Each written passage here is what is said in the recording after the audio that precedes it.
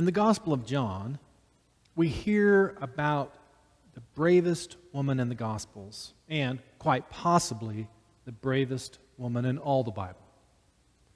John chapter 20, verse 1 says, "Early in the morning, while it was still dark, Mary Magdalene went to the grave by herself."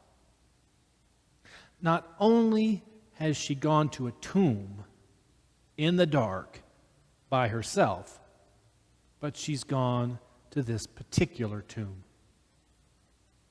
The tomb of the tortured Jesus, whose body was ravaged by the Roman authorities, those same authorities who were on the lookout for others who might cause trouble for the empire, others who might be part of this criminal's revolutionary movement. A movement, when you hear the title Son of God, they are not talking about Caesar. These authorities were looking for others, for the disciples, for the students of the one who preached against the status quo and stood up for the poor, the weak, the sick, and the outcast. How dare this Jesus give away righteousness and honor to the outcast and the troublemakers of the world? Mary Magdalene, is she courageous or has she lost her mind?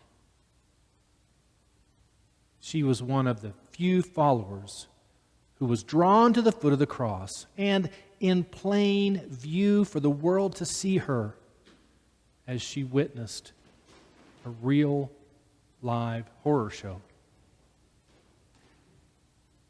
Hadn't Mary risked enough? Hadn't she seen enough already? So now in the dark, she's walking alone to the tomb of Jesus, the one whose teaching, preaching, and healing has caused such an uproar. She is walking to the resting place of the man who caused such fear among the powerful and defenders of the status quo that it demanded a brutal public execution. All four Gospels report that Mary Magdalene goes to the tomb, but only John tells us she went alone in the dark, which makes me embrace her even more. The Gospel of John, which gives us this image of Mary's walk in the morning darkness, is a gospel full of language and imagery of darkness and light. It is a gospel that helps us on a day like this, a day that is so full of light, hope, and Easter lilies, and egg hunts, and alleluias, and family meals. But woven into a day of such joy, there is still so much darkness and suffering in the world, in this city, in this parish, and maybe even in your homes. From the very beginning verses of John's Gospel, verses we heard way back in December, we learned about dark and light. And we saw the foreshadowing of the resurrection and what it would and would not mean. Verse 1 of John says, "In the beginning was the Word, and the Word was with God, and the Word was God. What has come into being in Him was life, and the life was the light of all people. The light shines in the darkness, and the darkness did not overcome it." And from that moment, we knew things were going to be different. From that moment, we knew there would be light, but we also knew there would be darkness. And some days it looks like the darkness wins. Some days it looks like everything's dark. And that's the work right there. That's the work of Easter. The work of discipleship, the work that Mary Magdalene does so remarkably.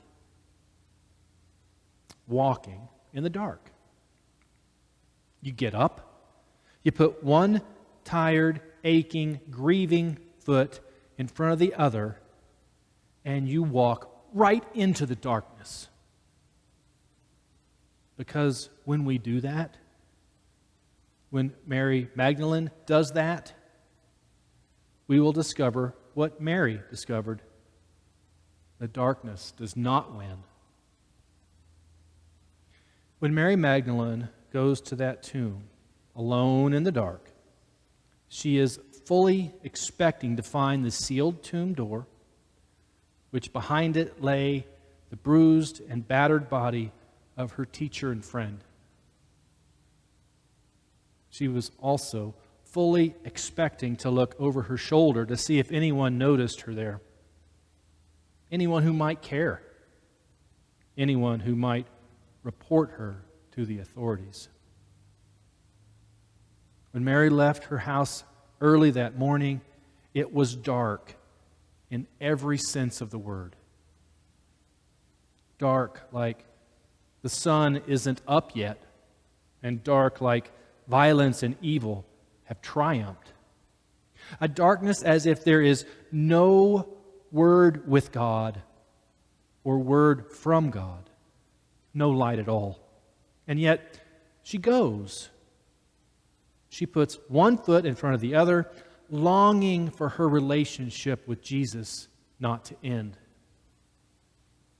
Now, I'm not a big fan of Lent.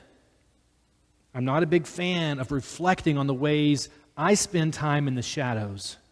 However, with that said, I am a big fan of the outcome. I am a big fan of the light that is revealed through that journey. For me, there is no Easter without it. And I love Easter. I love alleluias, Easter music, and I even love the lilies that I'm allergic to. I love this beautiful and joyful day. But like all of you, at some point, I will leave this celebration and process back out into the world. And at some point, night will fall and it will be dark. At some point this week, I will visit with someone who is in great pain and facing death. At some point, I will return the phone call of someone whose electricity is about to be shut off. At some point this week, the hungry will line up outside our church doors. At some point, I'll read the headline news and hear of tragedies and violence of such a proportion that I won't be able to comprehend it. At some point, it will be dark. But perhaps that's when the meaning of Easter is most real. For the joy of Easter, the miracle of the resurrection to last longer than the refrain of a hymn or the delicious smell of a buffet lunch, we must get up and not be afraid of the dark. We must get up and engage with the world, doing the work we have been given to do, even when it seems foolish, dangerous, and hopeless. While getting up, we seek signs of the resurrection, signs of walking side by side with the same teacher and friend as Mary Magdalene, soaking up that radiant light until we become that light, giving away righteousness, giving away honor, dignity, and love, and sharing Christ's redemption with the outcast, the lost, and the troublemakers of the world. The light shines in the darkness, and the darkness did not, and will not, and cannot overcome it. Alleluia, Christ is risen.